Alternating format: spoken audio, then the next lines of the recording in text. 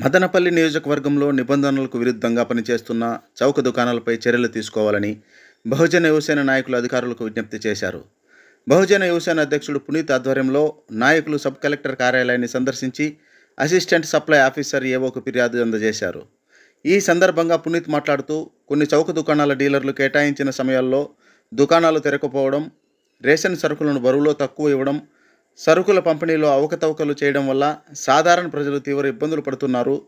ప్రభుత్వ సంక్షేమ పథకాలను ప్రజలు సక్రమంగా అందించాల్సిన డీలర్లు నిబంధనలకు ఉల్లంఘించి లబ్ధిదారులపై భారం వేస్తున్నారని ఆవేదన వ్యక్తం చేశారు. అలాగే చౌక దుకాణాలపై ఆకస్మిక తనిఖీలు నిర్వహించి నిబంధనలు ఉల్లంఘించే డీలర్లపై కఠిన చర్యలు తీసుకోవాలని అధికారులను కోరారు. ప్రజలు సరైన బరువు, నాణ్యమైన ధాన్యం మరియు సమయానికి సరఫరా అందేలా చర్యలు తీసుకోవాలని, ఇలాంటి సమస్యలు కొనసాగితే యువసేన పెద్ద ఎత్తున ఆందోళనలు చేపడతానని పునీత్ హెచ్చరించారు.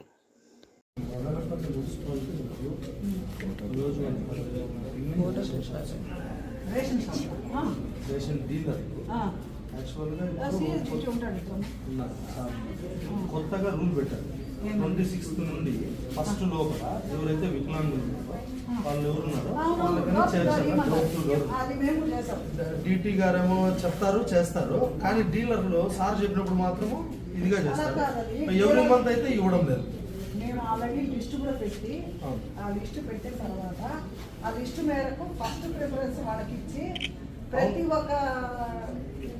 ప్రతిసారి ఎప్పుడైతే ఎవ్రీ మంత్ ఖచ్చితంగా జరగలేదు. మీరు దాటిన అవును వికలాంగులకి 65 years చేస్తామంటారు, ఖచ్చితంగా మ్యాండేటరీ అన్నారు.